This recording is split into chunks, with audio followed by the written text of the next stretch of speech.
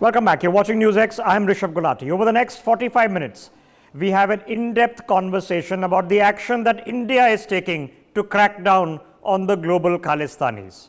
The first step was the crackdown on Pannu, the man who heads the basic union that has been created between the Pakistani ISI and these people out of London. You've seen the crackdown happening on his properties, believe it or not. He was a landowner out of Mohali and Chandigarh. Well, today, we have accessed a list of another 19 individuals living in Canada, the UK, the US and Australia who are now on the prescription list, who are going to face a crackdown, including the seizure of their properties here in India. Let us begin with the first individual. So this is 19 individuals over and above Pannu and the others that we saw yesterday.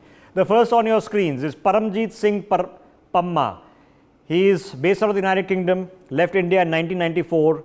He is a known member of the KTF and was involved in the 2009 Patiala and Ambala bombings. He is a person who is now going to see his properties frozen here in India, to the best of our knowledge. The next individual is Wadhwa Singh Babbar. He is based out of Pakistan, leader of the Babbar Khalsa. He was behind the cinema blast that happened in Ludhiana. He was also behind the Burel jailbreak that happened in Chandigarh. He is currently in refuge in Pakistan as we speak. These criminal activities date back to the early 2000s. Then on your screens is Jay Dhaliwal, who's based out of the United States of America. You can clearly well see a Canadian flag in the back of this photograph. He's wearing a Canada sweatshirt in that photograph, but currently we have information that he's based out of the United States of America. Then you have the man on this side of your screen, Kulwant Singh Mutra. He is based out the United Kingdom. These are, that covers 4 of them. Then number 5, Sukhpal Singh, also based out of the United Kingdom. Then this man on your screens, Harpreet Singh, based out of the United States of America. These are people who have criminal as well as terrorist associations who've been put out in their list.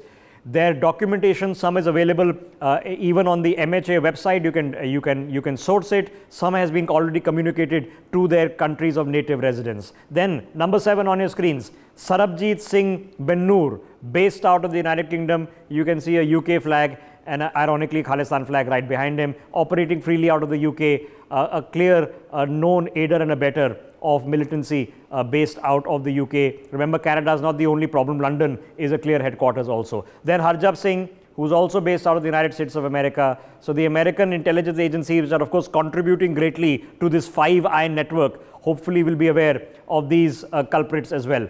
Kulwant Singh, another individual based out of the United Kingdom. Then number 10 on your screens is Ranjit Singh Nita. He is last known to been seen in Pakistan. Then you have number 11, Jasmeet Singh Hakimzada. He is suspected to be operating out of Dubai. His native country of residence is not known, but the suspicion is that he's been operating out of Dubai, and there are various rings that he's running for these, including fundraising and perhaps other notorious activities, could include drug trafficking as well. Gurjant Singh Dhillon, his last known location is believed to have been Pakistan. There are about 6 others, including Gurmeet Singh. There's another individual by the name of Gurpreet Singh, who is based out of the United Kingdom, which is, of course, then in Europe. The last individuals on your screen include Lakhbir Singh Road. He is based out of Canada, as well as Mandeep Singh, who is also based out of the US. The last 3, Dupinder Jeet from the UK, Jatinder Singh Grewal out of Canada, and Himmat Singh based out of the United States. This is the additional list of the 19 individuals who have now been pointed out, in addition, who are going to see their properties and assets in India frozen by the Indian state as part of the crackdown which has been launched by the National Investigative Agency just yesterday. We have further information which we have broken just recently, that now instructions are set to be issued, and this is source-based information, that instructions are set to be issued for an identification of all known Khalistanis and Khalistani and sympathizers in Australia, in the UK, in Canada and the United States of America, and their OCI cards are going to be cancelled and their entry into India is going to be permanently suspended. So very rapid action is going to be happening over the next few days. We don't know whether that's these 19 and above, whether that list is in the dozens, the list is in the hundreds, but we do know that in 4 countries specifically, the United States, Canada, Australia and the United Kingdom, those who have a charge sheet against them and are known Khalistani sympathizers, they are going to have their OCI cards cancelled, which means they can't ever come to India, because God knows what they have been doing in India. I would probably, on a personal note, recommend that Switzerland also be put in a list of examination, but I'll leave that recommendation open. It's of course for government authorities to make a decision. Major General Ashwini Sibha joining us on the broadcast. Lieutenant General Kamaljeet Singh is with us as well. Kuldeep Khoda is with us. Jitendra Ojha is with us, and Harinder Singh Sikka joining us on the broadcast. Let me quickly start with General Sivach. General Sivach, what an eye-opener. Pannu, of all people, believe it or not, had multiple canals of land right here, which he was sitting on. I mean, it's almost cocking a snook at you. We know what he's been up to, and this is not a new discovery. For a long period of time, it almost seems better late than never. Absolutely. Rishabh, there is no doubt. See, as far as GS Pannu is concerned, he is a Jat Sikh, and a majority of the Jats, whether it is Hindus or Sikhs, have an ancestral land property as well as the other property. What is new is that, he's been involved in terrorist activity for so long. Why this land and the other property not been confiscated? Der aaye, durust aaye. That is the motto, I suppose, the government is sending. Now, all these 19 terrorists, which are now based outside India, and they are thriving, and their properties are here, and this need to be confiscated, and the government is taking a right action. But others than these 19, there may be another about 100 of them, which have the same property here, and they are whether in Canada or in Germany or in UK or USA. But what new thing which you have brought out is people, certain Sikhs based in UAE and Dubai. That is also eye-opener, because these are the places which are very rich in business and all, and I'm sure these countries are also very sensitive in case India take up the case, anyone who is involved in anti-India activity.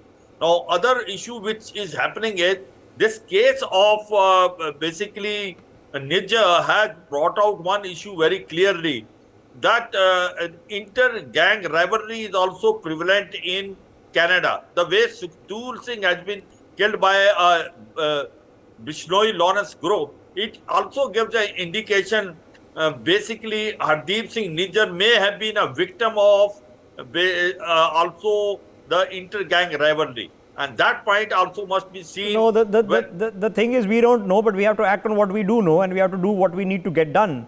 And and it's almost monumentally strange that these things are getting to be done now. But like you said, der aaye durust aaye. I'm going to repeat the list, and they're going to keep on popping on your screens. The people that we do know, the infamous one, the number one on that list is Paramjit Singh Pamma. Paramjit Singh Pamma, believe it or not, his house was raided just last month. He lives in sector 3B2 in Mohali. That's where his house is. He's a native of, if I'm not mistaken, Sasnagar in Punjab. He has been fundraising for the Babbar Khalsa ever since he left India in 1994. He has visited Pakistan several times. He's member of the Khalistan Tiger Force. He took political asylum in the United Kingdom in 2000, where he's currently living with his family. He's been accused of the Patiala and Ambala bombings. He's accused of the murder of Rulda Singh in 2009. An Interpol Red Corner notice was effective against him, which led to his arrest in Portugal in 2015 on the basis of an Indian Red Corner notice. But of course, Portugal refused to extradite him to India. And happily, guess where he was sent off to. Currently living, as I mentioned, has been living with his family in the UK. So I have a very interesting and a very straightforward question, because this not only applies to this individual, it applies to many others. Jitendra Ojha, there's a very interesting article written on social media very recently by an individual who was applying for Canadian residency. And he said he was advised by the immigration lawyer that if you claim that you are a persecuted Punjabi, you'll get the residency faster. Now, a person who has been to Pakistan, you know what happens when you and I get a Pakistani visa on our passports, how difficult it is to travel to any other country, let alone get residency and citizenship there. But a person who's traveled to Pakistan, a person who's accused of bombings, a person who's accused of assassinations, how does this person get political asylum in the UK? Rishabh, West has always been tolerant to this kind of irregular warfare that we have been facing. And whatever ISI has been doing, we all know that until the last century, especially until 9/11, they were very, very receptive to ISI plans and agenda. They had some concurrence or backing, whatever. Now the world has changed. And yet there are certain sections in the West deep state who continue to have these linkages with ISI and others, and they are not sufficiently receptive that security and stability of India is very critical for security and stability of this region, as well as larger geopolitical equilibrium, which suits the West. If India's security is undermined through these kind of irregular covert warfare, who's going to benefit?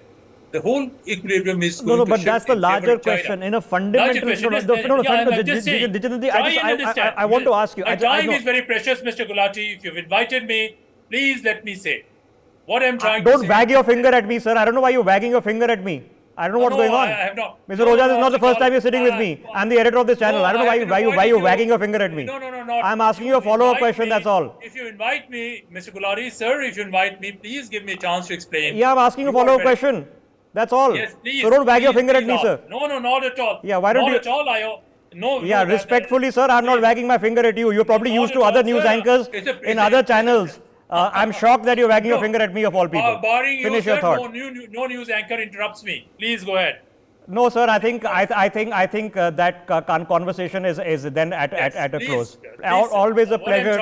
Always a pleasure to have your association. I'm trying to present a new perspective with all my experience, and I'm giving my time to you, pro bono, sir. People should benefit. You're not doing the country a favor with your pro bono abilities. I'm shocked at this live on-air conversation over a follow-up question over such a serious matter, and you were worried about your airtime. General Sivach, sorry for that interruption there. My question, General Sivach, was going to be that in a situation where you have a person who is getting political asylum in a country, who is accused of assassinations and bombings, this person, how does that person qualify as political asylum? Political asylum is a person who's being persecuted, who's a refugee. How does this person qualify as a person seeking political asylum?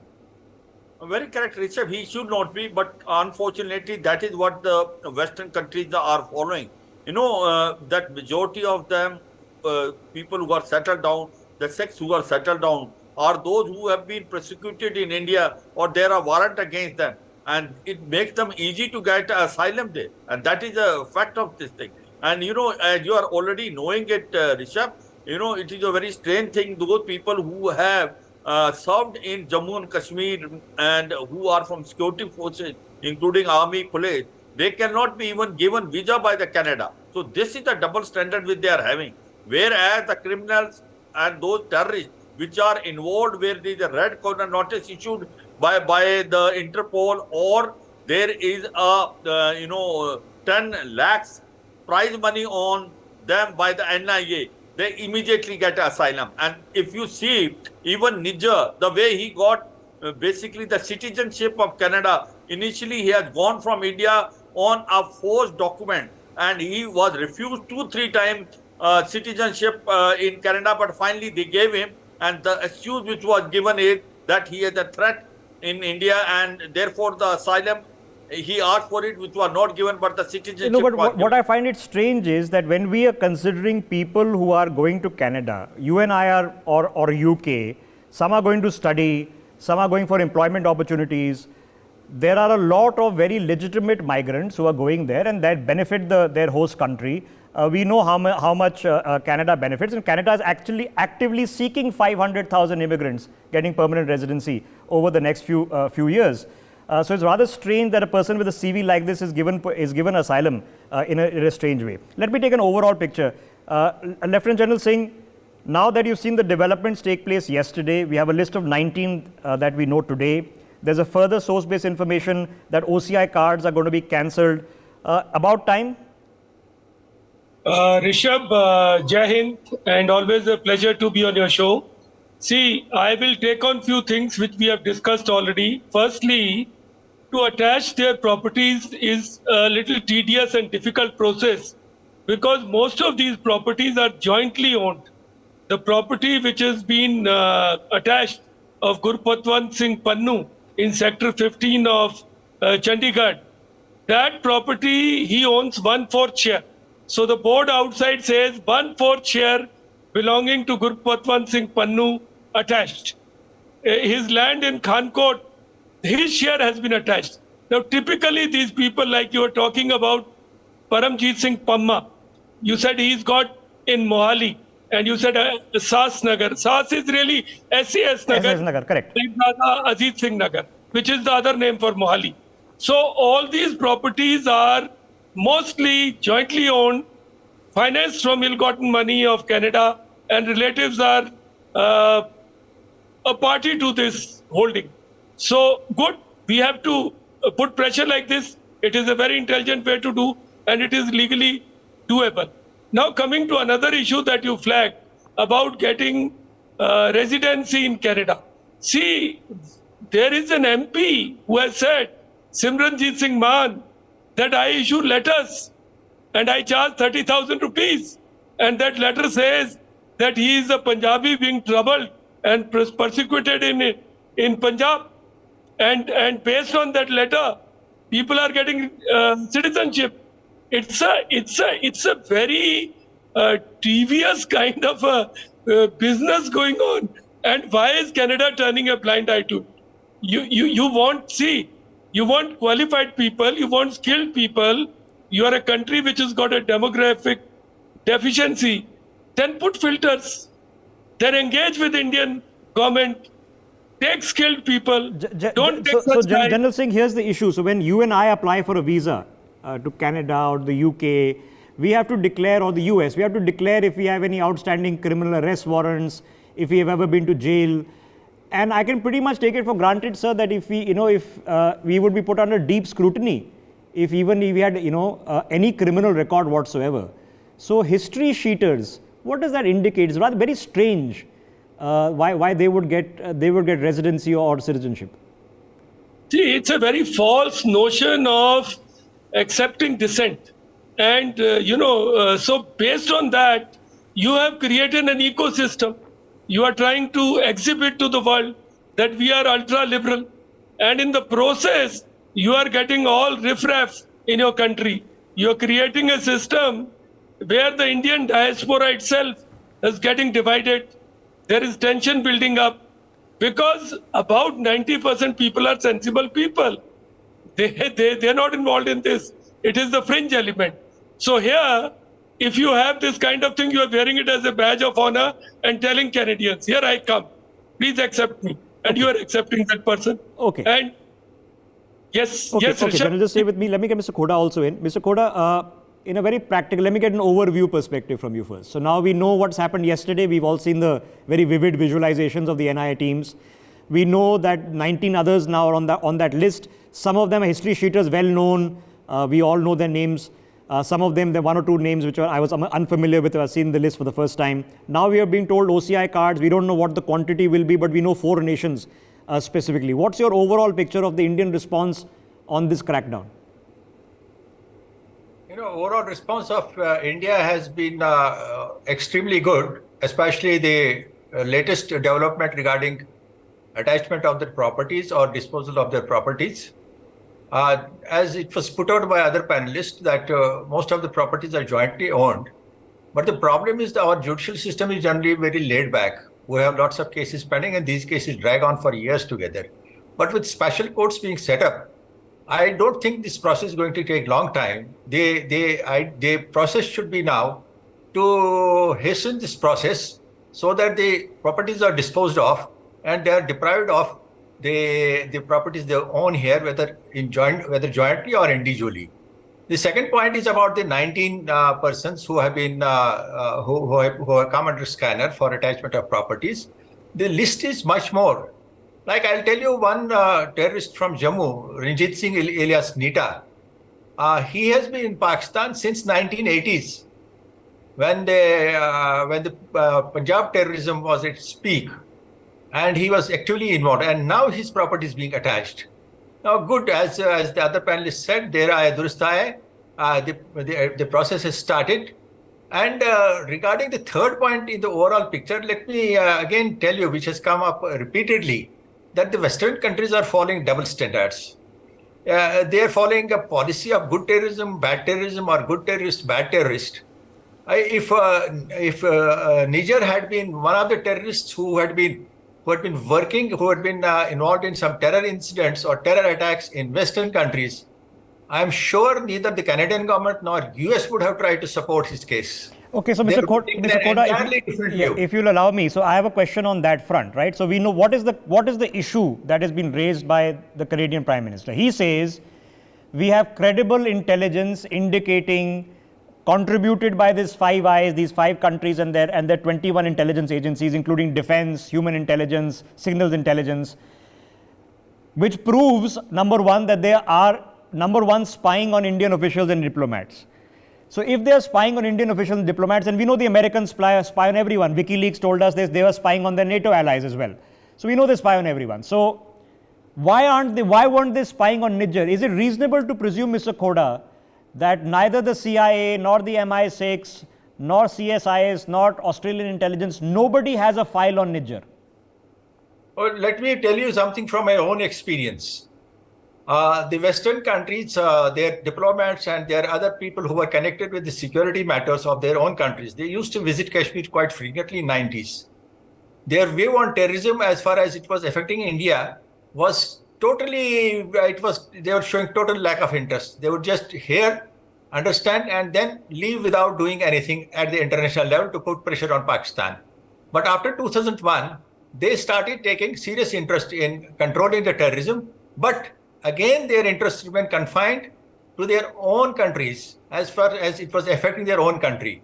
You know, US has been attacking so many... Okay, so my question, sir, is that is it reasonable, we can only suppose, but is it reasonable to suppose that a person with a rap sheet that is longer than the distance between Montreal and London when they blew up the Kanishka flight, that there is a file that the Five Eyes 21 agency intelligence network have a file on Niger?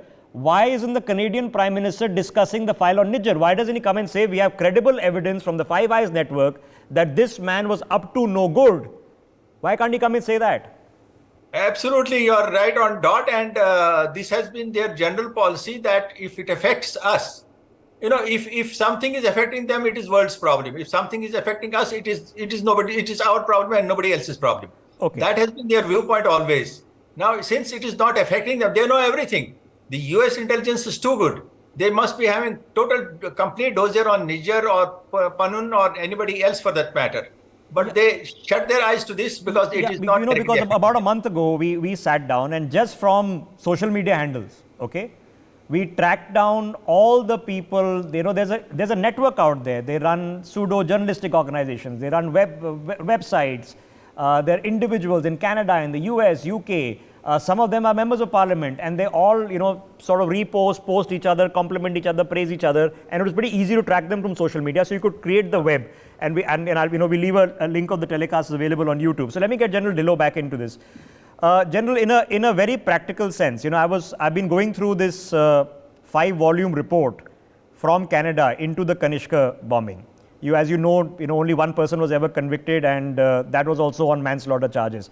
So, General Kamaljeet Singh, in a very real sense, when the Canadian intelligence officers, and this is part of the report, sir, 2 Canadian intelligence officers are following Rayat and Parmar, who go to a wooded area, they conduct a test of the bomb 2 weeks before they blew up the aircraft, and they simply let them go. What does it say about intelligence? They knew what was happening. They had human people following them, watching this happen, and they did nothing. See, Rishabh, many of these people are shady characters who are on payrolls of various intelligence agencies. Once, you know, Jagjit Singh Chauhan, the guy who ran this Khalistanis thing in USA, one journalist, he wrote, a very credible journalist, I'm forgetting his name, He told Americans, you are not taking action against him because he is working for you also. So David Haley, the Mumbai bombings chap, he was an agent for Americans also. So all these people like Nijjar, his relatives have given a statement that in the house, Canadian intelligence people used to come and meet him regularly. So they know. Only thing is they are using them for purposes which suit them. And it's like what Mr. Gagan Khoda was saying. There is this good terrorism, bad terrorism, black terrorism, grey terrorism, your terrorism, my terrorism, and this very misconceived idea of liberalism, dissent, you know. So all this is very horribly mixed up. And I feel very offended that even Canadians had some information. Where was the need to go to town up with it? They could have sat down. They could have discussed. India is a country which is ready to even investigate anything. Where is the need to put your relationship at stake? We were doing but trade you know what the between- need is, General. You know the need is this. Justin Trudeau, you saw what happened today. They had Yes. put massive hoardings of Indian diplomats, basically a wanted poster, saying that they should be killed outside some of the gurdwaras, which have been removed today, by the way. Just today they've been removed. So the problem happens obviously when Trudeau is convinced, and I heard the Canadian ambassador here, High Commissioner here. So he's being asked a question on Khalistan, and his answer is all faiths are welcome in Canada. Then another question is asked on Khalistani organizations. His answer is again all faiths are welcome. Do you suspect, General, that they are unable to tell the difference between the Sikh faith and Khalistan? They assume that it's the same thing. I also blame our own theological organizations. I would feel SGPC should step up and say, because we have large number of Sikh diaspora over there, the Sikhism which we practice is Nanak Naam Leva Sikhism, which doesn't distinguish between or discern between Sikhs and Sahajdaris, the people who are Keshdaris and Sahajdaris. So Sikhism that Guru Nanak preached was like that. Guru Nanak never said that you take to this violence, you take to sabotage against the state.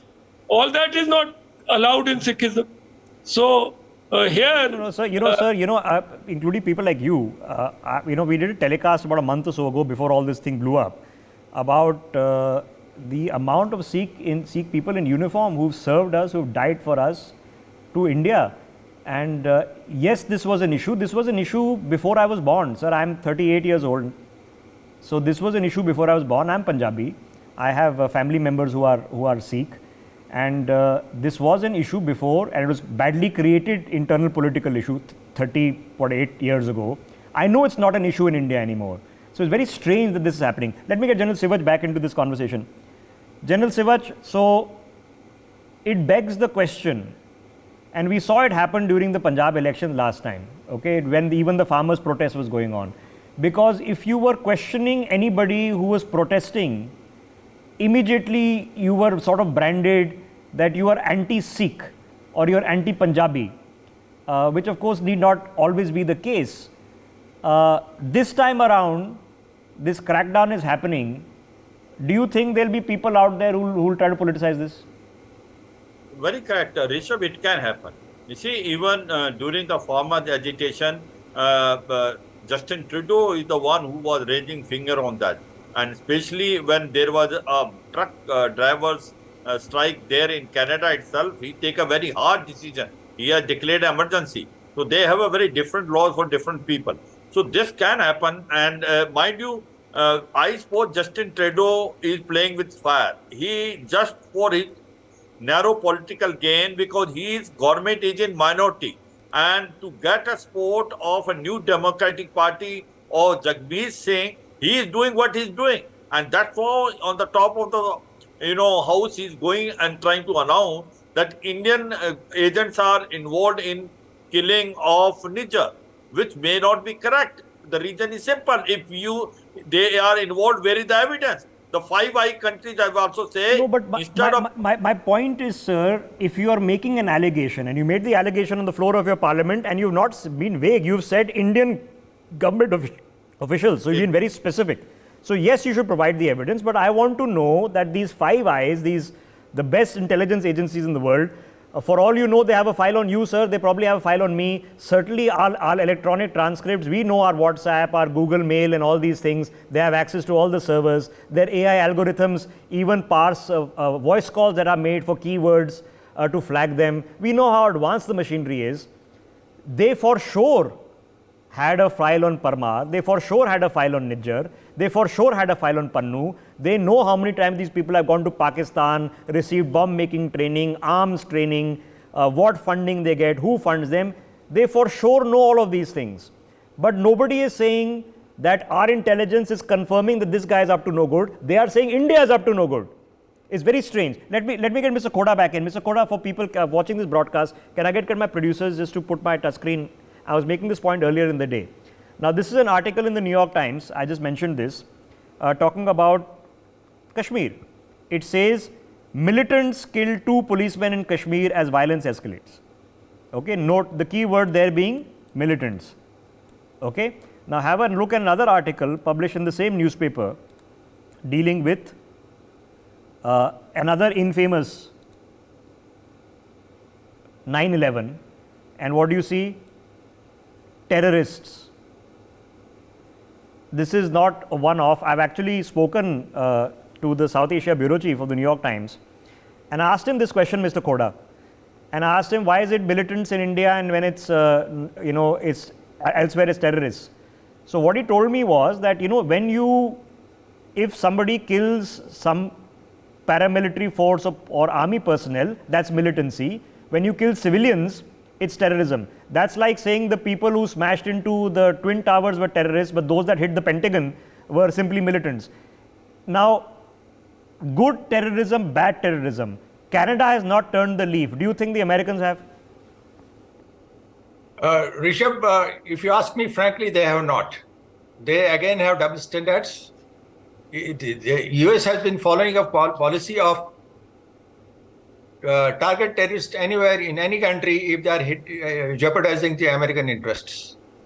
And why India should not have that right for that matter? For a moment we assume that the Niger incident, what Canada calls, is true for the moment, for the sake of argument. But America has been following the same policy right from 1985. And the latest example is last year of Al Zawahiri, when Biden was isolated in COVID, he gave consent for his killing in Afghanistan. I mean, I've been quoting examples all day. We know the examples. Let's be clear. Any form of extrajudicial killing is a slippery slope. Whether it happens internally, externally, A person does it, B country does it. We know the Americans do it all the time. I mean, how did they get Osama? By taking Pakistan's permission? No, they violated every possible sovereignty of Pakistan, their airspace, their land space. They basically conducted an act of war in Pakistan because they knew if they were told the Pakistanis were providing him shelter, they would move him. Now, this is the point. There is now a report circulating, Kodaji, which my colleague has been pointing out to me, that the FBI, and this is source-based information, that the FBI went and started warning some of these people that, listen, your life might be in danger. What does that mean? They were warning them to shield them. Absolutely, Niger was being warned in advance. That has come out now, and the American intelligence had forewarned him, and they knew that he was involved in terrorist activities in India, and he was continuing with his terrorist support activities in Canada. And interestingly, one book there's a book by name of Cold War, written by Stuart Bell. He's a veteran journalist who has covered Afghanistan war and covered terrorism in Afghanistan. And his conclusion is that he has given which cannot be undeniable evidence as to how Canada is nurturing and exporting terrorism around the world. Okay, all right. But I just want to reflect on one thing, and let me get General Singh into this. General Singh, why should an assumption be made that a Jagmeet Singh, who we know attends these rallies, We know the kinds of posters they put at these rallies where they're hailing Parmar, who's, he killed 329 people in the Kanishka bombing. Why does Jagmeet feel that a large number of people support him because he's adopting Khalistanism? You know this is not an issue in India anymore. See, basically in Canada also, demographically, the pockets have been created which give him the advantage of getting elected. He is cornering. It's like, there are parties in India which will win 2-3 seats in Hyderabad. There are some parties which will win in a particular state. So in the state of British Columbia, this Jagmeet Singh Dhaliwal's party corners large number of seats. And he has a role in formation of provincial government as also formation of central government. That apart, you have to grant it that Punjabis and particularly Sikhs have been more industrious in Canada. They are punching much above their weight. They are producing people who are, Sajjan was defense minister. There are large number of people who have got cabinet berths. So there is this visibility, physical because of symbols, as also in terms of their mobilization and public image. Okay. So here he's managed to corner that space. Now, okay, but but there's a genuine problem, and let me touch upon it with General Sivach. General Sivach, somebody in my family was recently in London, and I'm Punjabi, so they were attending a wedding, and the wedding was happening in Gurdwara. And as soon as you walk into the Gurdwara, there is massive portrait of Bhindranwale, and the bride and groom are supposed to do salam before the portrait. Now, I know the bride and groom; they have no relation to do nothing. They are there, working in London. One is just finished studying in London. So there are a group of people who are sitting there, and they force you to do this. I know it's happening. I was chatting to an Aussie journalist yesterday, and they say, and they was telling me that there are just 2 or 3 places, particular Gurdwaras, where there's an issue, because the people who are coming to the Gurdwara don't want to get involved in all of this. They are all there to build a better life for themselves. They have family back here in India. Some of them are very recent immigrants. They don't want to get involved in all of this at all. But there are a group of people who have just, there's a power tussle going on, almost for control. What do we do about it? Absolutely. Rishabh, that's a very correct statement which you said. The majority of the people are not with them, but they are silent because they have no enough courage to challenge them. Because they don't have power, they are afraid they will be prosecuted there by these elements. So the point which comes is that it is not only this, majority of this country, the Gurdwaras have been misused by all the Khalistani sympathizers in US, UK, Canada, as well as Germany and Australia. And this is the biggest challenge as far as the government is concerned. Now, the point which was coming in Canada is, General KJ was also trying to bring out, the population of the Sikh is approximately 4 lakhs, which is making about 2.1%. But the voting is done in groups, so they have influence in more than 15 seats. And that's why Jagmeet Singh has become all powerful. As on today, in case Justin Trudeau is in power, he is in power because there are 10 to 15 seats. Basically, backing is given by Jagmeet Singh. Correct. Hence, becoming important, and hence he is following the diktat. Okay, so I want you to reflect upon it. I showed this the other day. I'll just find it once again. General Singh, not too long ago, Prime Minister Modi was in Canada when Prime Minister Stephen Harper was the head of government there. The two of them went to the Kanishka Memorial together to meet with the family members. I can tell you over the last few days we've been speaking to the victims' family members. They're all too scared to come on camera. 30 odd years after the bombing. Right now, they're too scared. They don't want to come on camera because they're too scared. They also have jobs and daughters and lives and homes, and they're scared about it. So Stephen Harper, of course, came and apologized publicly for the botched up investigation, which led to no justice at all. So if a Stephen Harper could come and do it, a Canadian Prime Minister saying, yes, we messed it up, okay, we need to do some healing for our own terror activities, why is Justin Trudeau not being able to do it? See, Rishabh, PM Modi went there in 2015, when Conservative Party was ruling. After that, when Trudeau has come to power, he has not gone there because he can't. He feels they don't vibe. They are not on the same page on this issue. So, in the latest opinion polls, it appears that people are fed up with Trudeau, and Justin may become just out. And when that happens, probably we have to do a lot of work. We have to do psychological operations. We have to engage with some lobbyists. We have to reach out to intelligentsia over there. We, like people do in America and these countries, caucus and all. So we have to build a caucus of sensible people who have to bring the narrative back to what is sensible narrative. We have a lot of work to do. It has to be done. And our embassy has to push on it. And one thing I must tell you, Rishabh, these things have a way of outlasting personalities. Justin will be gone and India and Canada will be back to normal things. As it is, Major General Scott Davis, their deputy chief, I believe is coming for that conference of Asia Pacific Army Chiefs. So relationships and interests will survive. And these that's for sure, but damage gets caused. And it leaves a bad taste in the mouth, obviously, because it's just a reality check. The reality check is I'm a Punjabi, and like any good Punjabi, I have family in UK, US, Canada. Okay, we are all over. We've grown up together. This is not non-issue. We don't sit and discuss it. We don't consult it. It's something you pass over in the news. We live here. If I'm going to Ludhiana tomorrow, or Jalandhar tomorrow, or Amritsar tomorrow, or anywhere, I'm under no tension over anything. There's something is going to happen, some protest is going to happen, there might be an attack, who knows. Nothing is happening. But in Surrey it is, and that's odd. It's very odd. On your screens is the photograph of PM Modi and the previous Canadian Prime Minister.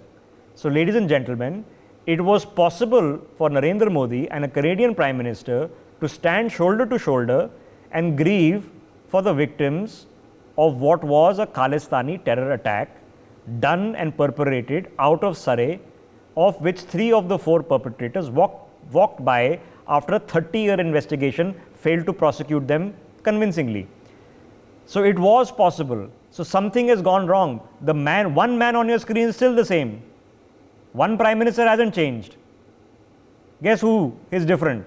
And guess what's all gone south? And it will pay an effect. There will be now students thinking that Canada is not worth the hassle. There will be people looking for permanent residency thinking it's not worth the hassle. What if I go and I can't come back? Okay. They're very serious things, and most people don't want to get involved in this. They're not interested in this. Everybody wants to move on with life. That's the truth. For more such videos, subscribe to the NewsX YouTube channel, hit the bell icon.